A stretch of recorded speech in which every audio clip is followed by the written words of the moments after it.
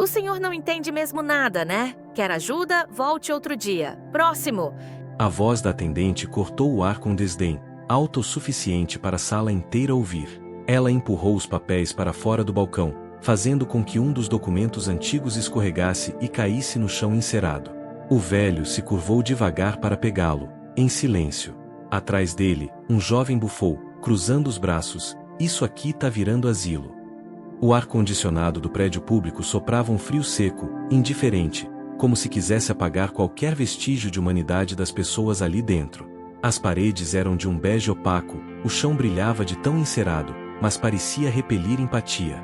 O relógio na parede marcava o tempo como se zombasse de quem esperava. E ali, na penúltima cadeira da fila do INSS, sentado com as mãos cruzadas sobre um envelope amassado, estava ele.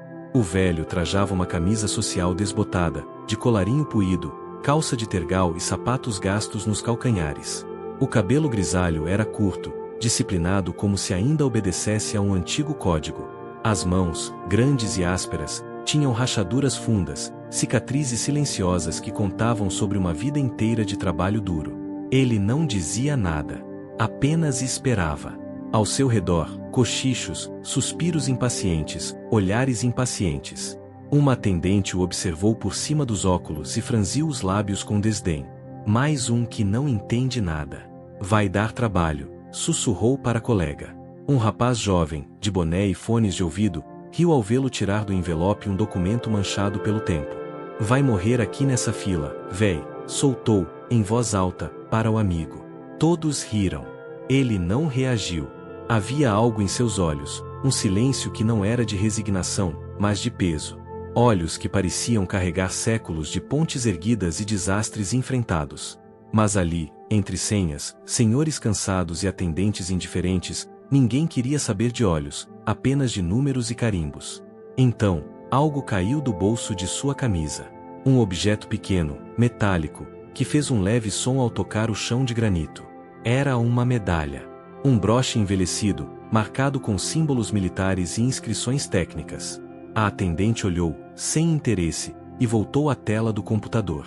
Mas outro olhar, mais atento, se acendeu no canto da sala. Sentado próximo à saída, um homem mais jovem, talvez em seus 50 anos, com o porte ereto e a farda discretamente dobrada no colo, ergueu os olhos. Ex-militar, coronel aposentado. Ele reconheceu aquela medalha. Levantou-se, devagar, como se não quisesse assustar a revelação que acabará de surgir ali diante dele. Aproximou-se e, com a voz embargada, perguntou: "O senhor esteve em Nova Veneza? No desabamento de 95? O velho apenas assentiu, com um leve movimento de cabeça. O coronel empalideceu. "A ponte, foi o senhor? O senhor reconstruiu aquela ponte sozinho, com as próprias mãos?" Nesse momento, o clima da sala mudou. O ar-condicionado parecia mais fraco. O riso cessou. A atendente largou o teclado. O rapaz de boné tirou os fones. Todos sentiram, mesmo sem entender, que estavam diante de algo que não cabia naquela fila, naquele protocolo, naquela pressa. Era como se uma lenda tivesse, sem querer, se sentado no meio deles, e eles tivessem tratado como lixo o homem que sustentou caminhos onde só havia escombros. Mas ele apenas recolheu a medalha, guardou-a no bolso e voltou ao seu silêncio. Ainda era só mais um número na fila. Só que agora, algo no ar havia mudado. E mais ainda mudaria. O que você faria no lugar dele? Comente antes de descobrir a verdade. O coronel se manteve de pé diante dele, como diante de um antigo comandante. Não precisava de confirmação. Reconhecia aqueles olhos, o gesto contido, a retidão das mãos que não tremiam. Olhou em volta e disse, quase para si: "Foi esse homem que nos deu passagem quando tudo estava perdido." Um silêncio denso tomou o ambiente. O velho nada dizia. Sua presença era resposta suficiente. Uma senhora que até então o encarava com tédio, agora cruzava os braços sobre o peito, envergonhada. Do bolso do paletó surrado, ele tirou um maço de papéis dobrados, presos por um elástico antigo. Documentos amarelados, mapas técnicos, fotografias desbotadas. Um deles mostrava uma ponte de madeira improvisada sobre um rio revolto, com soldados atravessando equipamentos sob chuva intensa. No verso, uma anotação à mão: Engenheiro C. Batista, estrutura provisória segura. Era a assinatura dele. Não havia pose. Não havia propaganda. Apenas o necessário para que vidas fossem salvas. O coronel virou-se para os atendentes. Isso aqui não é só um pedido de aposentadoria. É a história viva deste país. Mas ninguém respondeu. O sistema não estava preparado para aquele tipo de grandeza. Um dos jovens da fila, o que antes zombava, agora gravava discretamente com o celular. O velho olhou de relance, não com reprovação, mas com uma tristeza silenciosa. Aquilo, para ele, nunca fora espetáculo. De onde estava, a supervisora observava a movimentação com desconfiança. Murmurou para a colega: devem estar exagerando. Velho desse sempre tem alguma história inventada. Mas quando o coronel abriu a pasta com o relatório do Exército datado de 1996, carimbado e assinado, as vozes cessaram. O documento relatava como, durante um deslizamento que destruiu o acesso de um povoado inteiro, o então engenheiro civil Cláudio Batista organizou civis, soldados e até adolescentes da região para erguer, em 5 dias, uma ponte de 30 metros. Sem receber um centavo. O que antes era escárnio, agora se transformava em um silêncio de reverência. Mas o velho permanecia ali, sentado, como se aquilo tudo ainda não fosse suficiente para provar quem ele era. Em meio ao constrangimento geral, uma jovem estagiária do INSS se aproximou devagar, com lágrimas nos olhos. Meu pai. Ele estava lá. Ele sempre fala dessa ponte. Ele diz que um homem apareceu do nada, desenhou tudo no chão com um pedaço de carvão, e salvou a cidade. O velho a olhou com doçura e apenas disse: a gente só fez o que tinha que ser feito, minha filha. E sorriu, como se aquela lembrança bastasse. A moça, emocionada, puxou o celular e mostrou uma foto do pai mais jovem, em cima da ponte improvisada.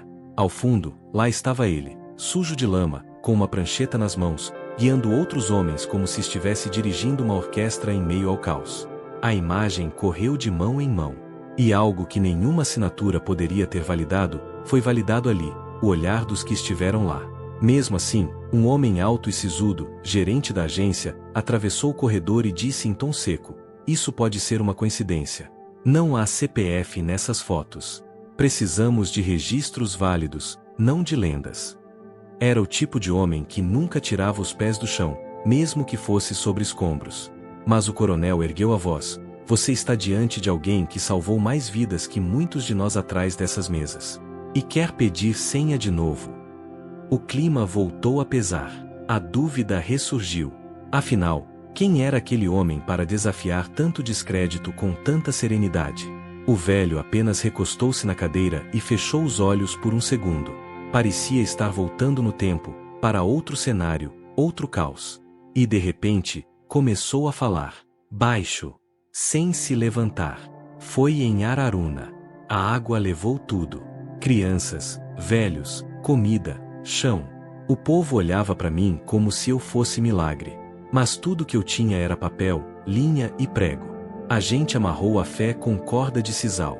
A ponte ficou em pé por 2 meses. Até a ajuda chegar. E voltou ao silêncio. Ninguém tinha mais coragem de interrompê-lo. A estagiária voltou com um envelope. Achei nos arquivos. Um ofício da Defesa Civil, de 1998. Diz que a ponte de São Jerônimo foi mantida por 10 anos, mesmo sendo temporária. Está assinado por ele. Entregou com as mãos trêmulas. Todos olharam. A assinatura era igual à do outro documento. O gerente leu 2 vezes. Seu rosto mudou. Agora não havia mais resistência, apenas a dificuldade de admitir que erraram, que haviam humilhado um homem que deveria ter sido recebido de pé. O velho permaneceu calado. Para ele, nada daquilo era surpresa. Sabia que a verdade, cedo ou tarde, aparece. Só não esperava que fosse num guichê, numa fila, com senha de papel e olhos cansados ao redor. O coronel fez sinal para que todos se levantassem. Ninguém achou exagerado. Era o mínimo. Um gesto simples. Um homem que não pediu nada, mas merecia tudo. Mesmo assim, uma última voz tentou interromper. Um jovem fiscal, recém-formado, murmurou: mas será que isso tudo não é exagero? Uma coincidência coletiva. A frase morreu no ar. O silêncio respondeu por todos. O velho se aproximou do guichê. Agora era sua vez, oficialmente. A atendente, com os olhos vermelhos, pegou os documentos com mãos trêmulas. Não sabia o que dizer. Ele apenas sorriu e disse: faz como tá no regulamento. Não muda nada para mim. Ela digitou com cuidado, como quem escreve história. Ao lado, o coronel ficou em posição de sentido. A senhora do andador tocou a mão do engenheiro. Minha neta hoje é enfermeira. Disse que quer cuidar dos que salvam. Ele apertou a mão dela. Então ela entendeu tudo. As pessoas na fila agora estavam de pé, em silêncio. Ninguém se atrevia a sair. O rapaz do boné tirou o chapéu. Pela primeira vez, o velho estava cercado de respeito. Não por cargos, mas por verdade. Ainda assim, o gerente hesitou antes de finalizar o processo. Levantou-se, foi até ele e disse: me desculpe, eu vi só um número. Não vi o homem. O velho assentiu. Números não constroem pontes. Pessoas constroem. E então, veio a pausa. Aquela que antecede o desfecho. O sistema estava pronto para liberar o benefício. Mas algo ainda mais importante estava prestes a ser revelado, algo que ninguém ali jamais esqueceria. A decisão final está prestes a ser tomada. A ficha foi finalmente carimbada. Não por obrigação, mas com reverência. A funcionária se levantou, entregou os documentos com as duas mãos e disse, em voz baixa, quase sagrada: obrigada, por tudo. A sala, que antes era feita de aço e pressa, agora respirava em outra frequência. O tempo parecia ter parado, como se quisesse guardar aquele momento em moldura invisível. O velho não sorriu, apenas assentiu, com aquele olhar de quem já viu muito mais do que gostaria.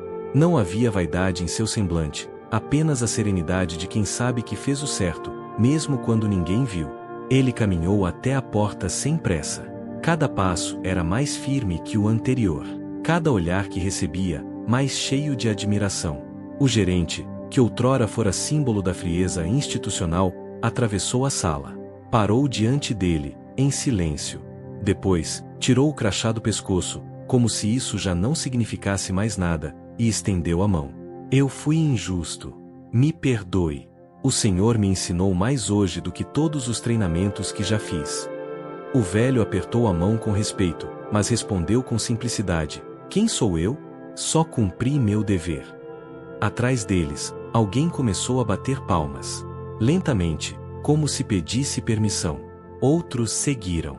Eram aplausos contidos, cheios de emoção. Homens que, como ele, conheciam o gosto do sacrifício sem reconhecimento. Mãos calejadas, olhos marejados.